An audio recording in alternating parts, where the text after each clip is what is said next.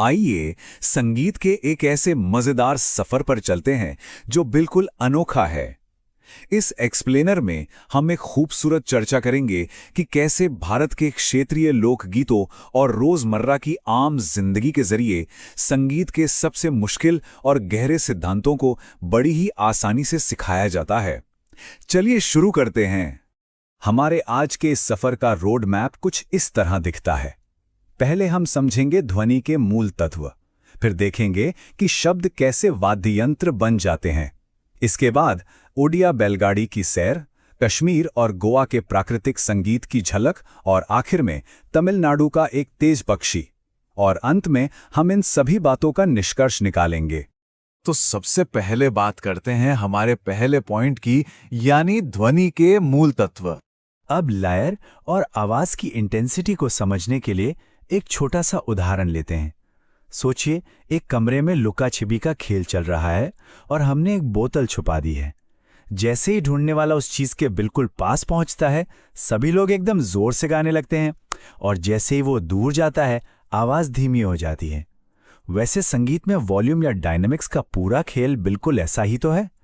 खेल खेल में इतनी बड़ी धारणा कितनी आसानी से समझ आ जाती है ना? चलिए आगे बढ़ते हैं हमारे अगले पड़ाव पर, वाद्य यंत्र के रूप में शब्द। अब ये जानना सच में बहुत दिलचस्प है कि हमारी आवाज खुद एक शक्तिशाली परकशन इंस्ट्रूमेंट यानी वाद्य यंत्र बन सकती है। यहाँ इस डेफिनेशन पर ध्यान दीजिए। कोनाकोल ये एक ऐसी कमाल की वोकल टेक्निक है जहां साधारण बोले गए शब्द संगीत के लिए एक बेहद सटीक और मजबूत लय तैयार करते हैं, बिना किसी इंस्ट्रूमेंट के, सिर्फ आवाज का जादू। इस तुलना को देखना अपने आप में अनोखा है। कुनाकुल शैली में था धी धूम नुम का इस्तेमाल होता है, जबकि हिंदुस्तानी शैली में धा धा ते जैसे शब्द आते हैं। असल में दोनों ही शैलियां आवाज का बेहतरीन इस्तेमाल करके एक स्थिर ताल बनाती हैं। बस ताल मिलाते जाइए, तालियां बजाइए या दंडिया स्टिक्स का इस्तेमाल कीजिए, लया अपने आप बनने लगती है। खैर, इन थ्योरी वाली बातों से थोड़ा बाहर निकलते हैं। अपना सामान पैक कीजिए, क्योंकि हमारा अगला सफर शुरू होता है पूर्वी राज्य उड़ीसा की सड़क पर। इस तस्वीर में दिख रही इस बैलगाड़ी को देखिए। इस पर आधारित है एक बहुत ही प्यारा उड़िया लोक गीत, बोलो गाड़ी रे। ये गीत 4 मात्रा वाले आवर्तन यानी 4 बीट साइकिल पर चलता है। आमतौर पर सीखने वाले हर साइकिल की शुरुआत में ताली बजाते हैं या घूम जाते हैं, बिल्कुल एक धीमी आनंदमयी बैलगाड़ी यात्रा की तरह। और जरा इस गीत के बोल सुनिए। बैलगाड़ी धीरे धीरे और खुशी से मेरे सुंदर गांव की ओर बढ़ रही है। पक्षी चहचहा रहे हैं, फूल खिल रहे हैं। कितना सुंदर सेंसरी दृश्य बन जाता है दिमाग में। ये शब्द बैलगाड़ी की धीमी चाल के साथ बिल्कुल सटीक बैठते हैं, जो बिगिनर्स को टेम्पो का पूरा आभास बड़ी ही नरमी से कराते हैं। सफर को आगे बढ़ाते हुए अब हम अपना रुख करते हैं उत्तर में कश्मीर की तरफ, और फिर चलेंगे सीधा पश्चिमी तट यानी गोवा। यहां हम देखेंगे कि जानवर और प्रकृति कैसे धुन तैयार करते हैं। कश्मीर का जिक्र हो और बुमरो बुमरो की बात ना हो, ऐसा कैसे हो सकता है? ये जबरदस्त ऊर्जावान गीत सीखने वालों को आमंत्रित करता है कि वो एक जश्न में शामिल होने वाले काले भंवरे की तेज लया के साथ अपने शरीर की गतियों को यानी बॉडी परकशन को जोड़ें। गाने का तेज टेम्पो बिल्कुल उस उड़ते हुए भंवरे की फुर्ती को दर्शाता है।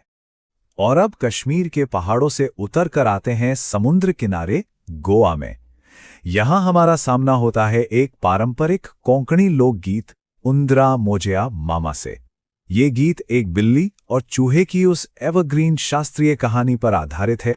इस गीत का क्या गजब का संदेश है। ये असल में एक चूहे को सीधी सी चेतावनी है कि भाई बिल्ली से दूर रहो। देखा आपने, कहानी सुनाने की कला और क्षेत्रीय भाषाओं को संगीत में पिरोकर एक मजेदार लयबद्ध चेतावनी तैयार की गई है। खतरा भी है और लय का ज्ञान भी। मुश्किल धारणाएं यहां सीखना बच्चों का खेल बन जाता है। चलिए, अपने इस क्षेत्रीय सफर के आखिरी पड़ाव के लिए हम निकलते हैं दक्षिणी राज्य तमिलनाडु। यहां का गीत एक छोटे पर बेहद फुर्तीले पक्षी के बारे में है, जो आसमान में तेजी से उड़ता है।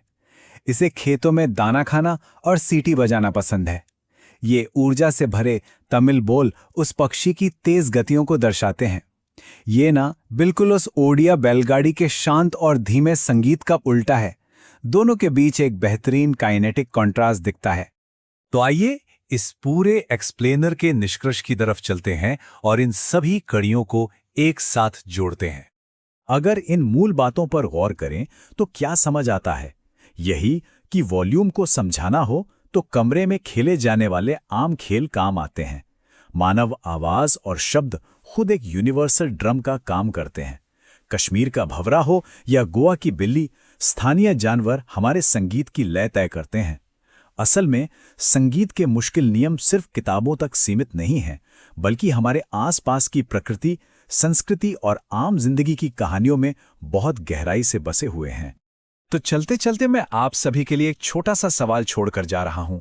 सोचिए, अगर जानवरों की कहानियां और आम शब्द लाया का कितने मुश्किल नियम सिखा सकते हैं, तो आज हमारे पड़ोस की वो कौन सी रोजमर्रा की आवाजें हैं जो आने वाले कल का एक बेहतरीन लोकगीत बन सकती हैं?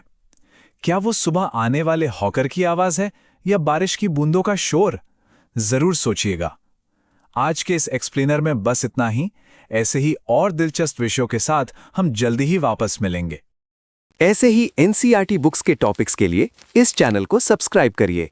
साथ में इस वीडियो को लाइक करें और आपके दोस्तों के साथ शेयर करिए, जिससे वो भी इस सब्जेक्ट में आप जैसे अच्छे मार्क्स पा सकें।